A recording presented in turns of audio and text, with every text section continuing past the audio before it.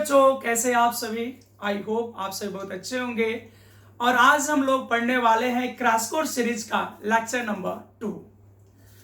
तो आज के इस लेक्चर में, आज के इस वीडियो में हम लोग डिस्कस करेंगे आवेश संरक्षण सिद्धांत और साथ में पढ़ेंगे आवेश का क्वांटमीकरण सिद्धांत। ये दोनों ही क्वेश्चन बोर्ड में 2 अंक के लिए पूछे जाते हैं, यानी शॉर्ट क्वेश्चन में पूछे जाते हैं। और साथ में यहां से आपके ऑब्जेक्टिव क्वेश्चन भी आपको मिलेगा। तो इन दोनों ही थ्योरी से शॉर्ट क्वेश्चन और ऑब्जेक्टिव क्वेश्चन पूछे जाएंगे आपके एग्जाम में। तो चलिए बिना देर किए हुए टॉपिक को स्टार्ट करते हैं। तो आज हम लोग सबसे पहले कौन सा टॉपिक पढ़ेंगे? तो आज हम लोग सबसे पहले पढ़ेंगे आवेश संरक्षण सिद्धांत। तो चलिए हेडिंग देते हैं, टॉपिक नेम लिखते हैं। आज हम लोग पढ़ने वाले हैं आवेश संरक्षण सिद्धांत। आवेश संरक्षण सिद्धांत। आवेश संरक्षण सिद्धांत यानी conservation theory of charge. Conservation theory of charge. Conservation theory of charge. Conservation theory of charge. Conservation theory of charge. और ये क्वेश्चन जो आपके एग्जाम में पूछा जाएगा, कितने अंक के लिए पूछा जाएगा? 2 अंक के लिए, यानी ये शॉर्ट क्वेश्चन में पूछा जाएगा। इस थ्योरी को दिया था बेंजामिन फ्रैंकलिन ने। यानी आवेश संरक्षण सिद्धांत जो थ्योरी है, ये किसके द्वारा दिया गया था? तो बेंजामिन फ्रैंकलिन के द्वारा। ये थ्योरी किसके द्वारा दिया गया था? तो बेंजामिन फ्रैंकलिन के द्वारा दिया गया था। आवेश संरक्षण सिद्धांत का प्रतिपादन किसने किया था? तो बेंजामिन फ्रैंकलिन ने किया था। बेंजामिन फ्रैंकलिन ने किया था। आवेश संरक्षण सिद्धांत को किसने दिया था? तो बेंजामिन फ्रैंकलिन ने दिया था। अब प्रश्न है कि आवेश संरक्षण सिद्धांत है क्या? बहुत ही सिंपल है। महाभारत का एक दृश्य होता है जिसमें भगवान श्री कृष्ण अर्जुन जी को समझाते हैं कि आत्मा न तो जन्म लेती है और ना ही आत्मा मरती है। आत्मा एक जीव से निकलकर दूसरे जीव में प्रवेश कर जाती है। यानी कृष्ण के अनुसार, भगवान श्री कृष्ण के अनुसार, हम लोगों की जब मृत्यु होती है तो सिर्फ हम लोग के शरीर से आत्मा निकल जाता है और शरीर वहीं गिर जाता है, पड़ जाता है, और वह आत्मा निकल के फिर दूसरे जीव में प्रवेश कर जाती है। उसी कॉन्सेप्ट पे, उसी सिद्धांत पे बेंजामिन फ्रैंकलिन का कॉन्सेप्ट है कि आवेश को न तो उत्पन्न किया जाता है और ना ही आवेश को नष्ट किया जाता है। आवेश सिर्फ एक पदार्थ से दूसरे पदार्थ पर स्थानांतरित किया जाता है। यही कथन है आवेश संरक्षण सिद्धांत का। बहुत ही सिंपल कॉन्सेप्ट है बेंजामिन साहब का। तो क्या है आवेश संरक्षण सिद्धांत?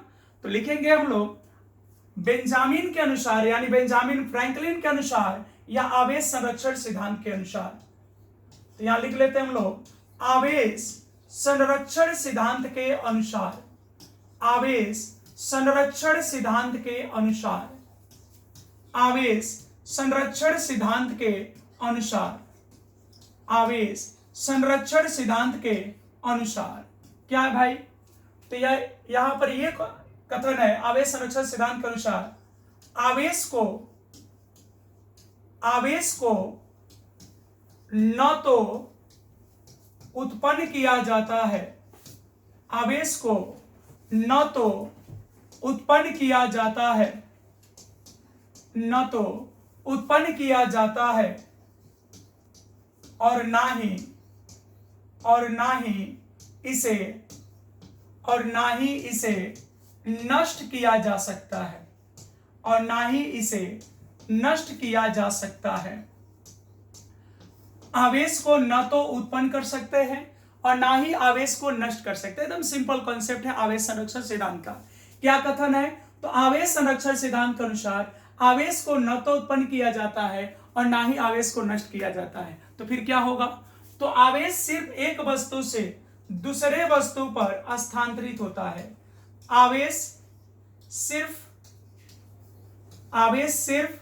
एक वस्तु से आवेश सिर्फ एक वस्तु से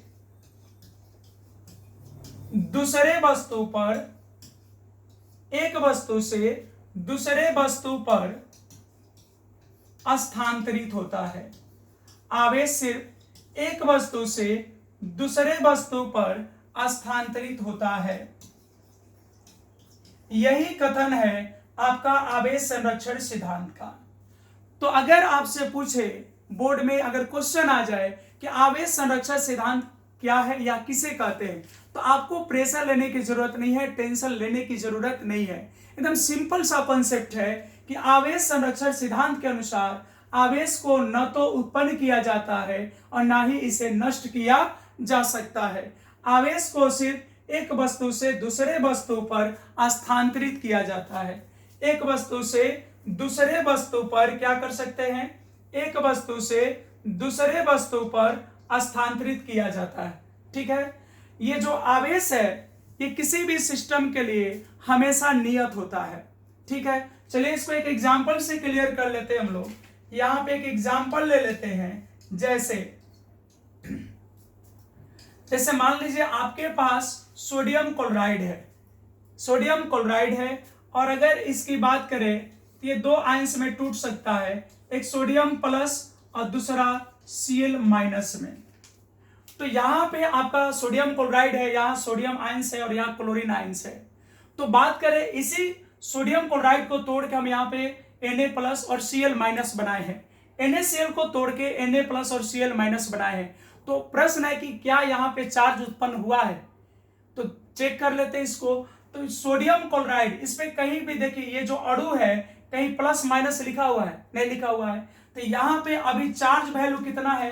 तो यहाँ पे अभी चार्ज वैल्यू है 0।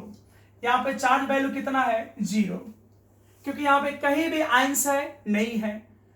तो ये जो आपका सोडियम क्लोराइड है, इसका जो अणु है, इस पे नेट चार्ज कितना है? 0। अब आरएचएस की बात करें तो यहाँ पे चार्ज दिख रहा है, लेकिन अगर हम टोटल चार्ज यहाँ पे कैलकुलेट करें तो चलिए देखते हैं यहाँ पे टोटल चार्ज क्या होने वाला है। सोडियम पे यहाँ कितना चार्ज है? तो +1। सोडियम पे कितना चार्ज है? +1। क्लोरीन पे कितना चार्ज है? तो क्लोरीन पे है -1। ये सोडियम पे +1 और क्लोरीन पे कितना चार्ज है? तो इस पे चार्ज है -1। अब बताइए, सोडियम का +1 और क्लोरीन का -1, तो नेट चार्ज यहां भी कितना हो गया? 0। तो यहां पदार्थ बदल गया। ये जो सोडियम क्लोराइड था, NaCl था, ये टूट गया Na प्लस और Cl माइनस में, लेकिन क्या चार्ज बदला? नहीं बदला। तो इससे स्पष्ट होता है कि आपका जो चार्ज है वो निहित है, नियत है। आवेश जो है नियत है, निहित है। ठीक है, तो अगर 2 नंबर में पूछे आवेश संरक्षण सिद्धांत क्या है, तो इतना ही आपको लिखना होगा कि आवेश संरक्षण सिद्धांत के अनुसार आवेश को न तो उत्पन्न किया जाता है और ना ही इसे नष्ट किया जाता है। आवेश सिर्फ एक वस्तु से दूसरे वस्तु पर क्या होता है? स्थानांतरित होता है। ठीक है, एक चीज इसमें और याद रखिएगा, इस सिद्धांत के अनुसार किसी भी निकाय की जो आवेश होती है वह हमेशा नियत होती है। किसी पृथक, यानी जो निकाय अलग है, किसी पृथक निकाय की कुल आवेश हमेशा नियत होती है, हमेशा नियत होती है। ये हम नहीं बोल रहे हैं, ये बेंजामिन फ्रैंकलिन साहब का कथन है। हमेशा क्या होती है? नियत होती है। किसी पृथक निकाय की जो कुल आवेश होती है वह हमेशा नियत होती है। तो यही आपका था आवेश संरक्षण सिद्धांत। तो उम्मीद करते हैं कि इस थ्योरी में, इस कॉन्सेप्ट में आपको कोई प्रॉब्लम नहीं होनी चाहिए। तो चलिए अब अगला टॉपिक देखते हैं हम लोग, आवेश का क्वांटमीकरण सिद्धांत। नेक्स्ट टॉपिक हम लोग का है आवेश का क्वांटमीकरण सिद्धांत। आवेश का क्वांटमीकरण सिद्धांत। आवेश का क्वांटमीकरण सिद्धांत। आवेश का कौन सा सिद्धांत? क्वांटमीकरण सिद्धांत। आवेश का क्वांटमीकरण सिद्धांत, इसको हम लोग क्या बोलेंगे? Quantisation theory. Quantisation theory, quantisation theory of charge. Quantisation theory of charge, आवेश का क्वांटमीकरण सिद्धांत। तो भाई इस सिद्धांत को दिए थे माइकल फ्राइडे ने। जैसे आवेश संरक्षण सिद्धांत का प्रतिपादन किसने किया था? आवेश संरक्षण सिद्धांत किसके द्वारा दिया गया था? तो बेंजामिन फ्रैंकलिन के द्वारा। और आवेश का क्वांटमीकरण सिद्धांत किसने दिया था? तो इनको दिया था, इस सिद्धांत को दिया था माइकल फ्राइडे ने। इस सिद्धांत को किसने दिया था? तो इस सिद्धांत को दिया था माइकल फ्राइडे ने, जो इंग्लैंड के रहने वाले थे, लंदन के। Michael Faraday. तो आवेश का क्वांटमीकरण सिद्धांत किसके द्वारा दिया गया था? माइकल फ्राइडे के द्वारा। इनका भी कथन को अगर सोचा जाए तो बहुत ही सिंपल है। किताबी भाषा से हटिए और सुनिए कॉन्सेप्ट क्या है माइकल फ्राइडे साहब का। माइकल फ्राइडे साहब कहते हैं, यानी अगर हम बोले तो ये कह सकते हैं कि आवेश के क्वांटमीकरण सिद्धांत के अनुसार क्या है कथन भाई? तो ये सिंपल एकदम कि किसी भी पदार्थ से, किसी भी वस्तु से इलेक्ट्रॉन का जो लेना देना होगा वो हमेशा पूर्णांक के रूप में होगा। जैसा कि आप जानते हैं कि किसी भी विद्युता उदासीन पदार्थ पर आवेश तभी आएगा जब उस पदार्थ से इलेक्ट्रॉन या तो निकाला जाएगा या पदार्थ को इलेक्ट्रॉन दिया जाएगा, तभी पदार्थ पे आवेश आएगा। किसी भी पदार्थ पर अगर हम आवेश उत्पन्न करना चाहें तो दो ही काम करेंगे, या तो पदार्थ से इलेक्ट्रॉन निकाल लेंगे या पदार्थ पे इलेक्ट्रॉन डाल देंगे। तो जब पदार्थ इलेक्ट्रॉन को ग्रहण करेगा तो उस पर माइनस चार्ज आएगा, और जब पदार्थ इलेक्ट्रॉन का त्याग कर देगा तो उस पर कैसा चार्ज आएगा? प्लस आएगा। तो आवेश उत्पन्न करने के लिए हम लोग इलेक्ट्रॉन का हेराफेरी करेंगे। तो फ्राइडे साहब कहते हैं कि अगर किसी पदार्थ पे आप आवेश चाहते हैं तो इलेक्ट्रॉन का हेराफेरी तो सही है, लेकिन ये जो इलेक्ट्रॉन का हेराफेरी है ये हमेशा पूर्णांक संख्या में होगा। मतलब आप किसी पदार्थ से 2 इलेक्ट्रॉन निकाल सकते हो, 10 इलेक्ट्रॉन निकाल सकते हो, 5000 इलेक्ट्रॉन निकाल सकते हो, 5050 निकाल सकते हो। यानी ये जो भी नंबर हम बोल रहे हैं वो पूर्ण अंक है, यानी पूर्णांक संख्या है। लेकिन आप चाह के भी किसी पदार्थ से, आप चाह के भी किसी तत्व से दशमलव में या भिन्न में इलेक्ट्रॉन नहीं निकाल सकते। यानी ऐसा नहीं कि आप किसी पदार्थ से 2.5 इलेक्ट्रॉन निकाल लीजिए, 3.2 निकाल लीजिए। इस तरह के संख्या में न तो आप निकाल सकते हैं और न दे सकते हैं। इसी कथन को हम लोग आवेश का क्वांटमीकरण कहते हैं। तो आप बोलोगे सर कैसे लिखेंगे हम लोग अगर बोर्ड में आ जाए 2 नंबर में? तो ये क्वेश्चन भी 2 अंक के लिए पूछे जाता है। एग्जाम में कितने अंक में पूछा जाएगा? तो 2 अंक का क्वेश्चन है। तो लिखोगे कैसे? तो आवेश के क्वांटमीकरण सिद्धांत के अनुसार किसी पदार्थ से मुक्त आवेश या किसी पदार्थ पर उत्पन्न आवेश हमेशा, कभी कभार नहीं, हमेशा इलेक्ट्रॉन के पूर्णांकी गुणज के रूप में होता है। किसके? इलेक्ट्रॉन के पूर्णांकी गुणज के रूप में होता है। या इलेक्ट्रॉन को हम लोग आवेश की मूलभूत इकाई भी कहते हैं। तो आप बोल सकते हैं कि किसी पदार्थ से उत्पन्न आवेश हमेशा आवेश की मूलभूत इकाई इलेक्ट्रॉन के पूर्णांकी गुणज के रूप में होता है। तो चलिए स्टेटमेंट को नोट करते हैं बिना देर किए। तो क्या है आवेश के क्वांटमीकरण सिद्धांत का कथन? तो चलिए देखिए, आवेश के क्वांटमीकरण सिद्धांत के अनुसार, आवेश के क्वांटमीकरण सिद्धांत के अनुसार, आवेश के क्वांटमीकरण सिद्धांत के अनुसार, किस सिद्धांत के अनुसार?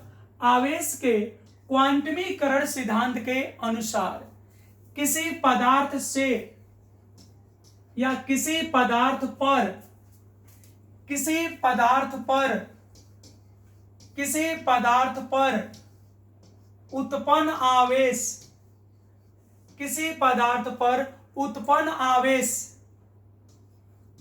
किसी पदार्थ पर उत्पन्न आवेश हमेशा, किसी पदार्थ पर उत्पन्न आवेश हमेशा आवेश के, हमेशा आवेश के मूलभूत इकाई, इसको याद रखिएगा, आवेश की मूलभूत इकाई इलेक्ट्रॉन को कहते हैं। हमेशा आवेश के मूलभूत इकाई किसको कहते हैं? इलेक्ट्रॉन को। हमेशा आवेश के मूलभूत इकाई, चलो इलेक्ट्रॉन यहां पर लिख ही लेते हैं। हमेशा आवेश के मूलभूत इकाई इलेक्ट्रॉन के, हमेशा आवेश की मूलभूत इकाई इलेक्ट्रॉन के कौन से गुणज? दशमलव नहीं होगा, भिन्न नहीं होगा, कौन होगा? पूर्णांक। इलेक्ट्रॉन के पूर्णांकी गुणज के रूप में होता है। पूर्णांकी गुणज के रूप में होता है। पूर्णांकी गुणज के रूप में होता है। हमेशा पूर्णांकी गुणज के रूप में होता है। रूप में होता है। होता है। यही कथन है आवेश के क्वांटमीकरण का। उम्मीद करते हैं आपको समझ में आ रहा होगा कथन। आवेश के क्वांटमीकरण सिद्धांत के अनुसार किसी पदार्थ पर उत्पन्न आवेश हमेशा आवेश के मूलभूत इकाई इलेक्ट्रॉन के पूर्णांकी गुणज के रूप में होता है। मतलब जब भी आप पदार्थ पे आवेश चाहते हैं तो या तो उसको इलेक्ट्रॉन दो अन्यथा इलेक्ट्रॉन लो। तो फ्राइडे साहब कहते हैं ये सब तो भाई ठीक है, सब ठीक ठाक है, या तो इलेक्ट्रॉन ले लीजिए या दे लीजिए, सब ठीक ठाक है, लेकिन जो लेने देने की क्रिया होगी वह हमेशा पूर्णांक के रूप में होगी, वह कभी दशमलव के रूप में नहीं होगी, वह भिन्न के रूप में नहीं होगी।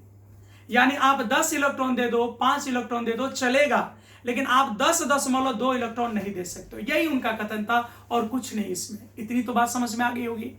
तो हम लोग आवेश को क्या लिखते हैं भाई? हम लोग आवेश को लिखते हैं Q। और जैसा कि आप जानते हैं आवेश दो प्रकार का होता है, या तो आवेश प्लस हो सकता है नहीं तो माइनस हो सकता है।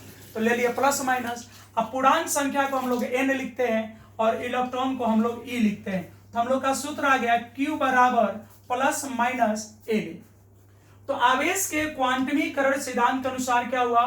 तो आवेश के क्वांटमीकरण सिद्धांत के अनुसार किसी पदार्थ पर उत्पन्न आवेश हमेशा आवेश के मूलभूत इकाई इलेक्ट्रॉन के कैसे गुणज? पूर्णांकी गुणज के रूप में होता है। तो आवेश को हम लोग क्या लिखते हैं? Q। और आवेश दो प्रकार का होता है, प्लस माइनस, और पूर्णांक संख्या को n लिखते हैं, और यहाँ E जो है इलेक्ट्रॉन है। तो इलेक्ट्रॉन के कैसा गुणज हो गया? पूर्णांकी गुणज। अब प्रश्न है कि कौन क्या है? तो जहां Q क्या है? तो Q जो है ये आवेश है। Q क्या है? आवेश है। यहाँ पे Q क्या है? तो आवेश है। N क्या है भाई? तो N यहाँ पूर्णांक संख्या है। N क्या है? पूर्णांक संख्या है। N पूर्णांक संख्या है। अब प्रश्न है कि E क्या है भाई? तो यहाँ पे E जो है इलेक्ट्रॉन का परिमाण है। इलेक्ट्रॉन का क्या है? इलेक्ट्रॉन का परिमाण है। इलेक्ट्रॉन का परिमाण है। और जैसा कि आप जानते हैं इलेक्ट्रॉन का परिमाण कितना होता है? तो इलेक्ट्रॉन पे चार्ज होता है -1.6 × 10⁻⁻19 कूलम। तो ये हो जाएगा -1.6 को प्लस में लिखेंगे 1.6 × 10⁻⁻19 कूलम। ठीक है, तो बाकी चीजें तो आपको समझ में आ गई होगी। चलिए, तो ये फॉर्मूला Q बराबर प्लस माइनस n, इसमें Q आवेश है, n पूर्णांक संख्या है, और जो E है वह इलेक्ट्रॉन का परिमाण है, और इसका वैल्यू होता है 1.6 × 10⁻⁻19 कूलम। क्लियर है? अब यहाँ n का मान अगर हम कहें, अगर n की बात करें हम, तो n का मान क्या हो सकता है भाई? तो पूर्णांक संख्या है, तो देखिए dot dot dot dot dot, ये माइनस में भी हो सकता है, -3 -2 -1, ठीक है, 0 हो सकता है, 1 हो सकता है, 2 हो सकता है, 3 हो सकता है, डॉट डॉट डॉट इन्फिनिटी तक हो सकता है। ठीक है, n का मान क्या नहीं होना चाहिए? तो ध्यान दीजिएगा, इसमें n का मान दशमलव या भिन्न नहीं होना चाहिए। तो इतना लिख दोगे तो आपका 2 नंबर एकदम क्लियर, कोई नहीं काट सकता, 2 नंबर उसको देना ही पड़ेगा। ठीक है, अगर हम आपसे पूछे n का मान क्या नहीं होना चाहिए, तो n का मान याद रखिएगा दशमलव नहीं होना चाहिए, दशमलव नहीं होना चाहिए। n का मान क्या नहीं होना चाहिए? तो भिन्न नहीं होना चाहिए। ठीक है, दशमलव और भिन्न नहीं होना चाहिए, ये नहीं होना चाहिए। ठीक है, तो अब यहां से थोड़े इसके ऑब्जेक्टिव क्वेश्चन को हम लोग देख लेते हैं। ठीक है, तो ये दोनों कॉन्सेप्ट तो हम लोग पढ़ लिए। अब यहां से इसके कुछ क्वेश्चन करके देखते हैं, एक बार रिपीट कर लेते हैं। आइए, तो आज हम लोग सबसे पहले क्या पढ़े, तो आज पढ़े आवेश संरक्षण सिद्धांत। आवेश संरक्षण सिद्धांत किसके द्वारा दिया गया था, तो बेंजामिन फ्रैंकलिन के द्वारा दिया गया था। आवेश संरक्षण सिद्धांत किसके द्वारा दिया गया था, तो बेंजामिन फ्रैंकलिन के द्वारा। क्या कथन है आवेश संरक्षण सिद्धांत का, तो आवेश संरक्षण सिद्धांत के अनुसार आवेश को न तो उत्पन्न किया जाता है और न ही इसे नष्ट किया जा सकता है। आवेश को सिर्फ एक वस्तु से दूसरे वस्तु पर स्थानांतरित किया जाता है। यह हमने चार्ज को दिखाया कि देखो यहाँ चार्ज नियत है, क्योंकि आवेश संरक्षण सिद्धांत के अनुसार किसी पृथक निकाय की कुल आवेश हमेशा क्या होती है, नियत। तो इसमें आवेश नियत होता है। तो हमने एक एग्जांपल लिया, यहाँ सोडियम क्लोराइड था, इसको तोड़ दिया सोडियम प्लस Cl माइनस में, तो सोडियम क्लोराइड का कुल चार्ज क्या था शुरू में 0। अगर इसके भी चार्ज को चेक किए तो सोडियम प्लस का +1 और क्लोरीन माइनस का -1, फिर नेट चार्ज क्या हो गया, 0। बात समझ में आ गई। अब आते हैं क्वांटमीकरण पे।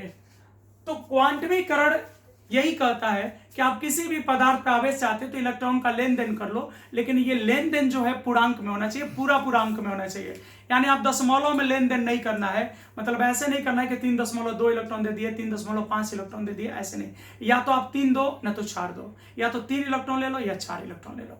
बात समझ में आ गई। चलिए अब इसके कुछ ऑब्जेक्टिव हम लोग कर लेते हैं। अब यहां पे 2021 का एक क्वेश्चन था, संबंध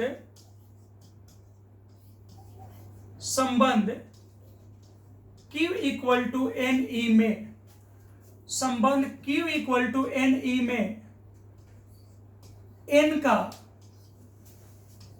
कौन सा मान, N का कौन सा मान, N का कौन सा मान, इनका कौन सा मान संभव नहीं है, इनका कौन सा मान संभव नहीं है। ठीक है, ये 2021 में पूछा गया था, ऑप्शन भले ही बदल जाए, क्वेश्चन यही था। संबंध Q बराबर NE में n का कौन सा मान संभव नहीं है। इसके 4 ऑप्शन थे यहाँ पे, जैसे मान लो A बराबर है 10, B बराबर है 2, C बराबर है 4.2 और डी बराबर है 8। तो घबराना नहीं, आपको कॉन्सेप्ट पे ध्यान दीजिए कि इसमें आपको बताना है Q इक्वल टू NE, आप समझ रहे हैं, एक तरह से क्वांटमीकरण सिद्धांत की बात हो रही है, तो आपको बताना है इसमें कौन सा मान संभव नहीं है। तो जैसा कि आप जानते हैं कि माइकल फ्राइडे ने कहा था कि अगर किसी पदार्थ पे आवेश चाहिए तो सिंपल कॉन्सेप्ट इलेक्ट्रॉन का लेन देन कर लो, लेकिन वो लेन देन किस में नहीं होनी चाहिए, किस फॉर्मेट में नहीं होनी चाहिए, तो वो लेन देन दशमलव में नहीं होनी चाहिए। तो देखो ये भी पूर्णांक संख्या है, ये भी पूर्णांक है, ये भी पूर्णांक है, तो कौन पूर्णांक नहीं है, तो 4.2। तो इसका आंसर क्या होगा, 4.2। n का मान नहीं हो सकता है। क्यों नहीं हो सकता पता हो गया आपको। एक और क्वेश्चन यहां पे अगर हम ले ले, इसको क्वेश्चन नंबर 1 कर लेते हैं और अब क्वेश्चन नंबर 2 कर लेते हैं। क्वेश्चन नंबर 2,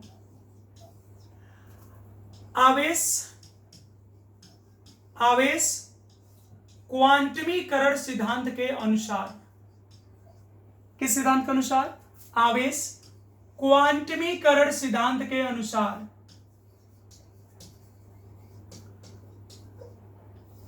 आवेश क्वांटमीकरण सिद्धांत के अनुसार, सिद्धांत के अनुसार, अनुसार किसके अनुसार, आवेश क्वांटमीकरण सिद्धांत के अनुसार किसी पदार्थ से, किसी पदार्थ से,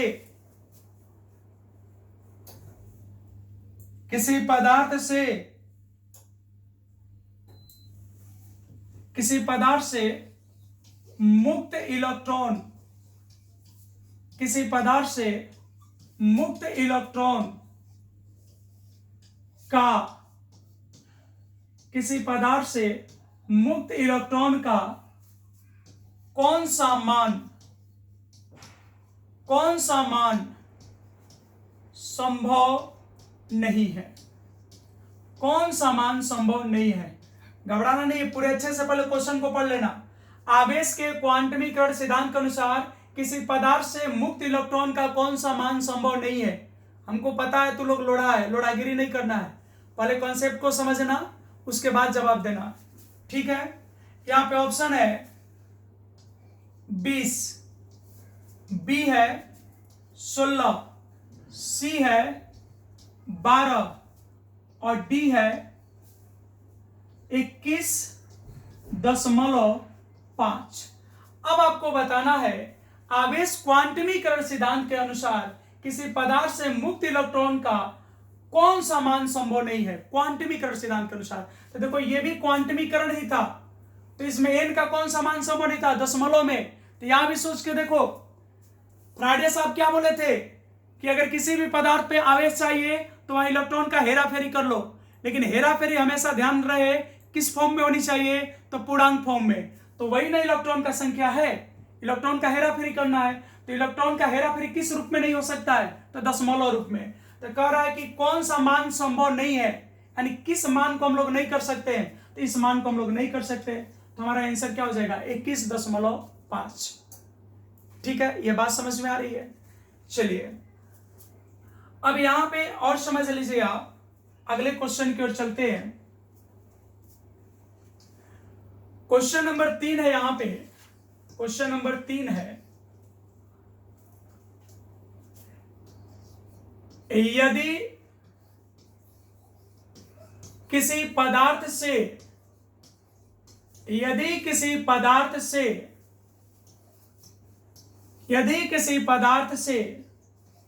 500 इलेक्ट्रॉन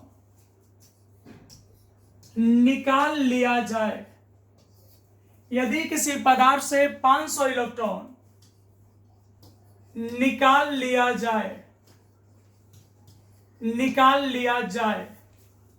तो पदार्थ पर उत्पन्न आवेश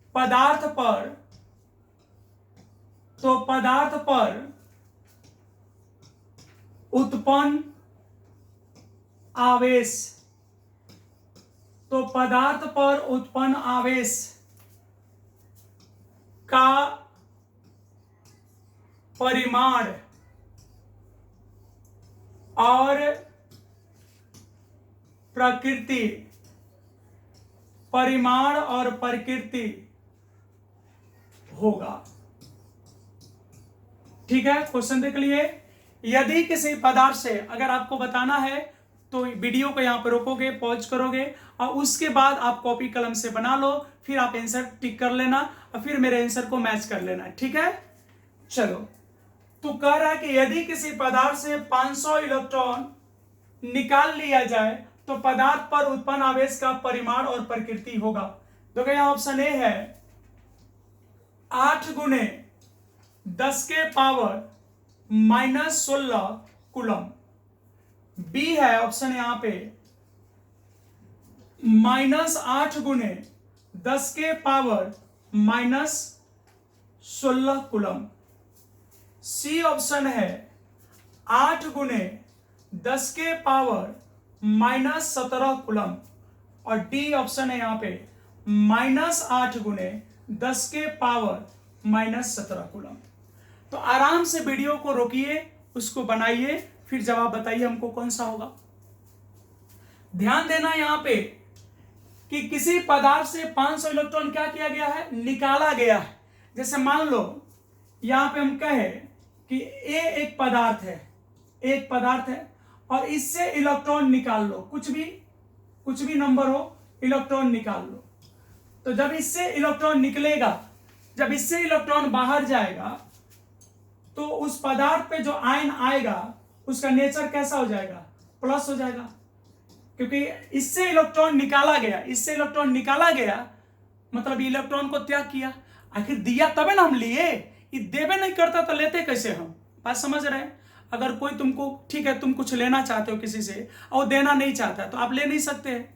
तो यहां कह रहा है कि इससे कितने इलेक्ट्रॉन निकाले गए, यदि किसी पदार्थ से कितने इलेक्ट्रॉन, 500 इलेक्ट्रॉन निकाला गया है, तो ये निकालने की आजादी तो दिया होगा। तो जब इससे इलेक्ट्रॉन निकाल लिए तो यहां जो पदार्थ पे आयन आएगा उस पे कैसा नेचर का चार्ज आएगा, प्लस नेचर का चार्ज आएगा। तो इतना बात तो क्लियर हो गया, यहां पे इतनी बात तो स्पष्ट हो गई। क्या स्पष्ट हो गई भाई, कि माइनस नहीं होगा, यानी जो प्रकृति होगा चार्ज का वो माइनस नहीं होगा, तो 2 तो ऐसे ही खत्म हो गया। अब इसमें से अब 50-50 बच गया। तो अगर थोड़ा बहुत जानकारी है तो 50-50 चांस लेके बजरंग बली के नाम लेके सिक्का उड़ा के बाघ बकरी करके हेड टेल करके मार दो, चलेगा। नहीं तो अगर कॉन्सेप्ट आता है तो फिर बना लो। कौन सा कॉन्सेप्ट पे? क्वांटमीकरण। तो बताओ भाई क्वांटमीकरण का फॉर्मूला क्या होता है? तो Q equal two plus minus Ne। Plus कब लेंगे? जब इलेक्ट्रॉन का त्याग होगा, तो चार्ज का नेचर प्लस होगा, तो प्लस Ne। अब बताओ यहां से Q बराबर कितने इलेक्ट्रॉन निकाले गए हैं? यहां N का मान कितना है? तो 500। E का मान कितना होता है? तो 1.6 गुने 10 के पावर माइनस 19 कूलम। ठीक है। अब बताओ यहां पे कितना हो गया? इसको लिख सकते हैं 5 गुने 10 के पावर 2 गुने 1.6 गुने 10 के पावर माइनस 19, ऐसे लिख सकते हैं। अब बताओ 16 5 कितना होता है? 80। ये हो गया 8.0 और 2 में से 19 घटेगा, कितना हो जाएगा? -17। 2 में से 19 घटेगा, कितना हो जाएगा? -17। तो यहां आंसर आपका क्या हो गया? सी। बात समझ में आ गई? बोलिए, क्लियर है? हम आपसे फीडबैक लेंगे। और हाँ, अगर इसके पहले वाली लेक्चर आप नहीं पढ़े हैं, यानी अगर आप लेक्चर 1 नहीं देखे हैं, तो इस वीडियो के डिस्क्रिप्शन में उसका लिंक दिया रहेगा, उसको भी आप देख लीजिए। वहां पे अच्छे अच्छे क्वेश्चन है, ठीक है, जो कि आपके बोर्ड एग्जाम में काम के लायक है। ठीक है। अब यहां से एक और क्वेश्चन हम लोग करते हैं। ये याद रखिएगा, इस बात को आप याद रखिएगा, पदार्थ इलेक्ट्रॉन का त्याग करता है। पदार्थ इलेक्ट्रॉन का त्याग करता है, तो आपको सूत्र क्या लेना है? Q बराबर प्लस Ne। न्यूमेरिकल बनाते समय सूत्र क्या लेंगे? Q बराबर प्लस Ne। अगर पदार्थ इलेक्ट्रॉन को ग्रहण करता है, ठीक है, अगर पदार्थ इलेक्ट्रॉन का क्या करता है? ग्रहण करता है। चलो उसको अगले क्वेश्चन में हम ले लेते हैं इस तरह का। चलिए अगला क्वेश्चन देखिए। क्वेश्चन है, यदि एक पदार्थ को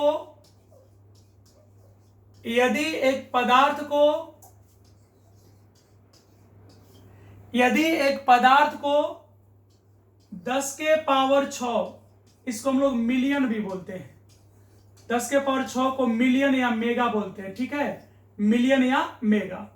यदि एक पदार्थ को 10 के पावर 6 इलेक्ट्रॉन दिया जाता है, यदि एक पदार्थ को 10 के पावर 6 इलेक्ट्रॉन दिया जाता है, तो पदार्थ पर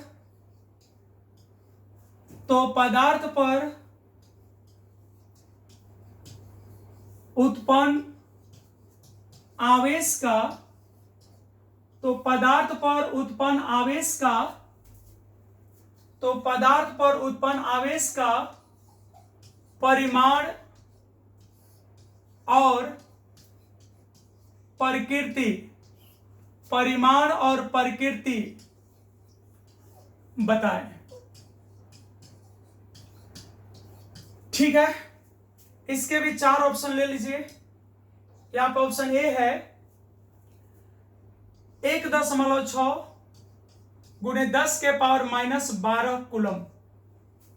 बी ऑप्शन है -1.6 गुने 10 के पावर -12 कूलम। ठीक है, इसका सी ऑप्शन ले लीजिए 1.6 गुने 10 के पावर -13 कूलम। और डी ऑप्शन ले लीजिए -1.6 गुने 10 के पावर -13 कूलम। अब सुनो यहां पे क्या कर रहा है कि यदि एक पदार्थ को 10 के पावर 6 इलेक्ट्रॉन क्या किया जाता है? दिया जाता है। ठीक है, तो दिया जाता मतलब पदार्थ इलेक्ट्रॉन को क्या किया है? ग्रहण किया है। जैसे अगर वो लेबे नहीं करेगा तो दे कैसे देगा? तो इसका मतलब है कि पदार्थ इलेक्ट्रॉन को लेना चाह रहा था।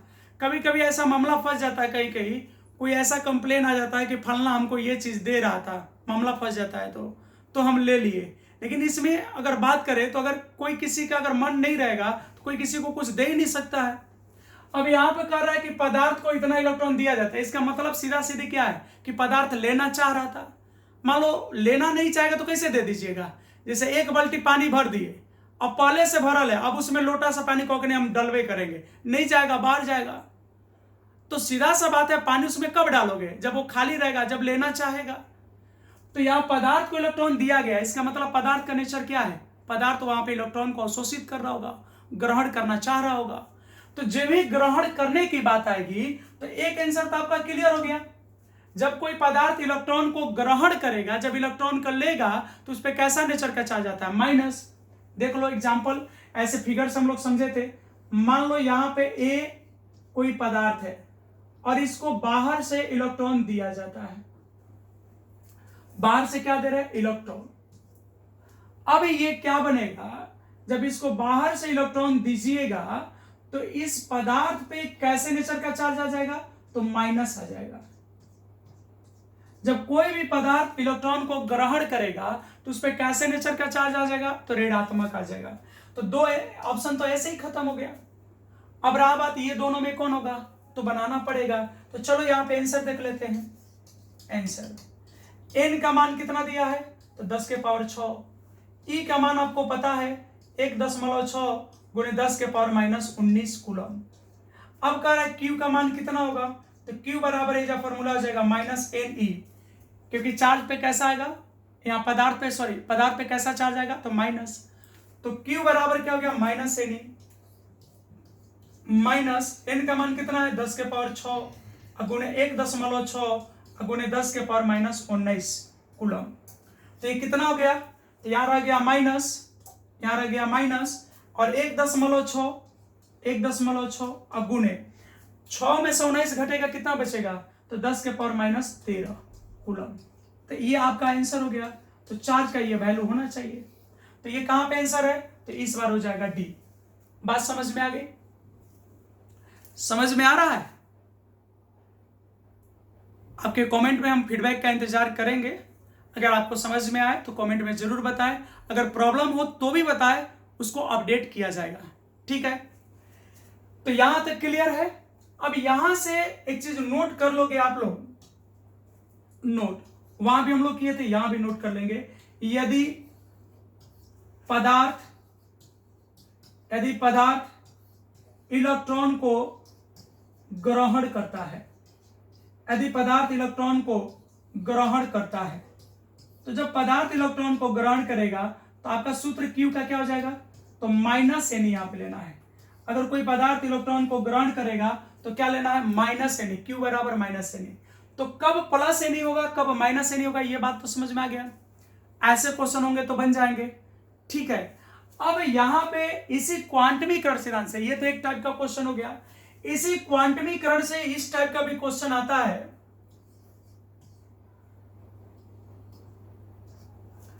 क्वेश्चन ये रहता है, आवेश का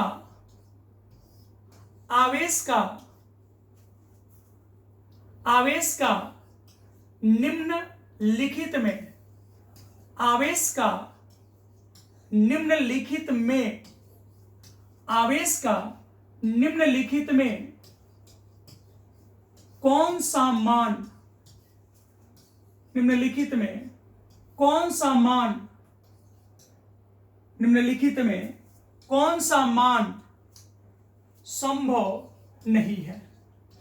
निम्नलिखित में कौन सा मान संभव नहीं है? इस टाइप का भी क्वेश्चन मिलेगा आपको। आवेश का निम्नलिखित में कौन सा मान संभव नहीं है? कौन सा क्वेश्चन बना रहे थे हम लोग? 4 बना रहे थे ना। चलो, तो ये है क्वेश्चन नंबर 5। ये हो गया क्वेश्चन नंबर 5। आवेश का निम्नलिखित में कौन सा मान संभव नहीं है? अब मान लो यहां दे देगा ऑप्शन नंबर ए 3.2 गुने 10 के पावर -19 कूलम। बी दे देगा 6.4 गुने 10 के पावर -20 कूलम। सी दे देगा 1.6 गुने 10 के पावर -17 कूलम, और डी दे देगा आपको 8 गुने 10 के पावर -16 कूलम। तो आपको बताना इसमें कि आवेश का कौन सा मान संभव नहीं है। तो इसके लिए आपको एक चीज करना पड़ेगा, एन का मान चेक करना होगा, क्योंकि आवेश के लिए जिम्मेवार कौन है।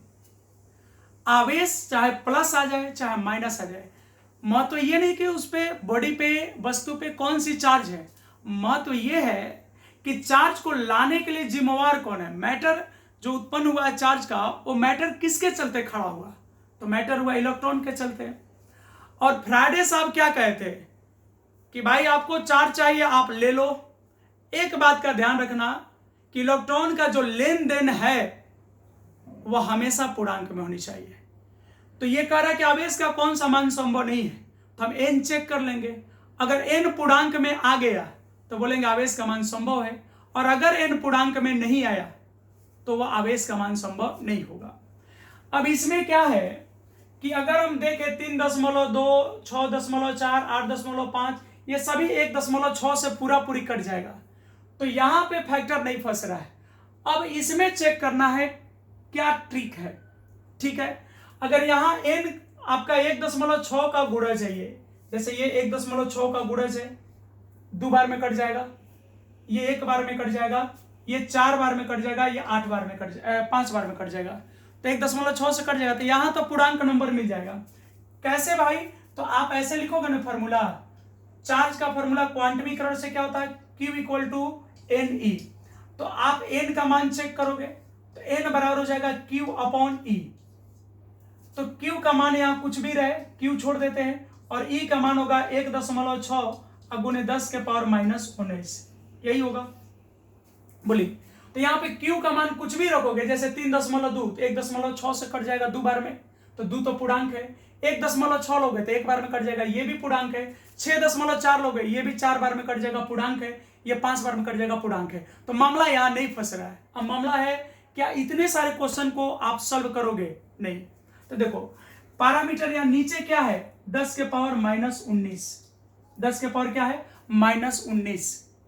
अगर इससे मान ज्यादा है, अगर इससे मान अधिक है, अगर इससे अधिक मान है, अधिक मान का मतलब क्या होगा, इससे अधिक कौन होगा, तो 10 के पावर -18, 10 के पावर -17, 10 के पावर -16, 10 के पावर -15, 10 के पावर -14, अगर ऐसे कहीं लिखा है तो ये सब मान आपका संभव है। तो उस स्थिति में आवेश क्या है, उस स्थिति में आवेश संभव होता है, आवेश का वह मान संभव होता है। ठीक है, ये मैटर तो हो गया कि ये सब पूर्णांक है, कट जाएगा। अब ये पावर वाला मामला है, तो अगर इससे अधिक मान होगा, जैसे 10 के पावर -18, 10 के पावर -17, माइनस वाला उल्टा होता है, 10 के पावर -16, तो ये सब मान संभव है। तो देखो कौन कौन है, ये वाला 10 के पावर -16, तो ये संभव है, ये भी संभव है, ये 19 है, तो यहां पे इसको भी इंक्लूड किया गया है, ये भी संभव है। अब बच गया कौन, तो ये वाला मान, तो ये मान आपका संभव नहीं है। इस ट्रिक को याद रखिएगा। यानी अगर इससे कम मान हुआ, इससे अगर कम मान हुआ, कम मान, जैसे इससे कम मान का मतलब क्या, अगर इससे कम मान हो गया, कम मान, इससे कम मान हो गया, जैसे 10 के पावर -20, 10 के पावर -21, 10 के पावर -22, बाकी तो समझदार है, समझ ही गया होगा तू लोग। तो ये सब वैल्यू जब आ जाएगा तो ये संभव नहीं होगा, यानी आप क्या बोलोगे, असंभव। क्या बोलोगे, असंभव, ये मान संभव नहीं है। अगर आपको चेक करना होगा तो इस फॉर्मूला के आधार पे चेक कर लो कि कब n का मान पूर्णांक आ रहा है, तो वो संभव हो जाएगा। जब नहीं आएगा तो असंभव हो जाएगा। तो ये टाइप का भी क्वेश्चन हो गया आपका। ठीक है, जब भी इससे 19 को लेते हुए अगर 10 के पावर -18, 10 के पावर -17, 10 के पावर -16, 10 के पावर -15, 10 के पावर -14, तो ये सब मान संभव है। इस पे एक और क्वेश्चन क्वांटमीकरण से पूछता है, बड़ी फेमस क्वेश्चन भी है, देख लीजिए। यहां पे क्वेश्चन ये है, क्वेश्चन नंबर 6, किसी पदार्थ से, यहां पर दे सकता है विद्युता उदासीन पदार्थ से, इसके लिए नहीं घबराना है। किसी पदार्थ से कितना इलेक्ट्रॉन, किसी पदार्थ से कितना इलेक्ट्रॉन निकाला जाए या निकाल लिया जाए, किसी पदार्थ से कितना इलेक्ट्रॉन निकाला जाए चाहे निकाल लिया जाए, कि पदार्थ पर +1 कूलम आवेश, पदार्थ पर +1 कूलम आवेश, पदार्थ पर +1 कूलम आवेश उत्पन्न हो जाए, कि पदार्थ पर +1 कूलम आवेश उत्पन्न हो जाए। ये बहुत ही फेमस ऑब्जेक्टिव है, ये ऑब्जेक्टिव रिपीट होता है, ये फेमस है। क्वेश्चन क्या है, कह रहा है कि किसी पदार्थ से कितना इलेक्ट्रॉन निकाला जाए कि पदार्थ पर +1 कूलम आवेश उत्पन्न हो जाए। निकला है तो ही प्लस है, अगर इसको दिया होता ना तो इसका नेचर क्या हो जाता, माइनस। इतनी बात तो समझ गए होंगे अब तक, बोलिए यहां तक क्लियर है ना, यहां तक समझ गए होंगे। चलिए, तो आप इसको बना के भी चेक कर सकते हो। ऐसे हम आपको ऑप्शन दे देते हैं 6.25 गुणे 10 के पावर -18। बी में है 6.25 गुणे 10 के पावर -17। सी में है 1.6 गुणे 10 के पावर -19, 10 के पावर -19। और डी में है 9.1 गुणे 10 के पावर -31 kg। अब करें किसी पदार्थ से कितना इलेक्ट्रॉन निकाल लिया जाए कि पदार्थ पर +1 कूलम आवेश उत्पन्न हो जाए। तो इसमें सीधे सीधे आपको कह रहा है कि आप n निकाल के आ जाओ, क्योंकि संख्या पूछ रहा है, जो n का मान होगा उतना ही इलेक्ट्रॉन निकाल लेंगे। ठीक है, तो चलिए अब यहां से क्वेश्चन को बना लेते हैं हम। अब बताओ यहां पे कितने आवेश की बात हो रही है, +1 कूलम। चार्ज का मान तो दे ही दिया, कितना दे दिया, +1 कूलम। ई का मान तो आपको पता है, ये लास्ट क्वेश्चन है। उसके बाद अब नेक्स्ट वीडियो में 10 के पावर -19 कूलम। और आपसे पूछ रहा है कितने इलेक्ट्रॉन को निकाल लिया जाए, तो इसका आंसर ये होना चाहिए, सॉरी ये सभी प्लस में ऑप्शन दिए रहेंगे, ये सभी प्लस में होंगे, पावर जो है प्लस में। ठीक है, या कुछ पे माइनस छोड़ भी देते हैं। चलो 2 पे प्लस कर लेते हैं और 1 पे माइनस। अब आपको बताना है इसमें कौन सही है। कुछ ना करो, n का मान निकाल दो।